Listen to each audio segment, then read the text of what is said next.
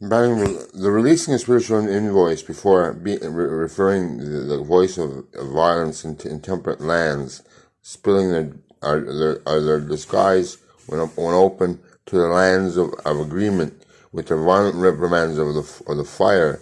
edged trigger, fire weld trigger, for which the tyrannous man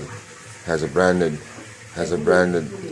place to linger. Artifacts of engagements then are there to fathom evocative process of sex with a Tex-Mex before it cracks like a guy's ass in an eggplant out of a beer keg with the gullets of a sperm of the reconnaissance dissolved disclosures of some saturated discernment of modern day divinity, the feminine information of a passive possible sexual mainstream ridiculing the societies like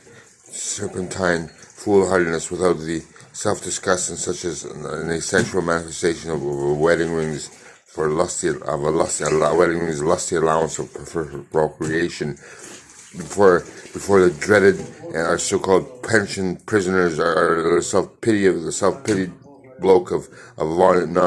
non-fraternity that may be the self-purpose of non-bludgeoned ethics by the brutish ways of lawful legislators drinking their gluttonous ways with the intake of manufactured derelicts, deceit and purpose with a demonic hiss and a famous mother and father's and son departure ways of such death and destructive modes of sheer ingenuity, with devilish laughs, and in the end with the artifacts listening in to such glorious aspects of innocence with the artificial innocence of an assailant's subjectiveness. Thus we're seeing that there's got to be reason before purpose, and purpose before reason, for the glorious surges glow within the silent stage hope of associative grandeur, unlike massages of massages kind that supposedly did not accompany the masculine diet, drinking in this an old brown shoe in the old towns with its guilty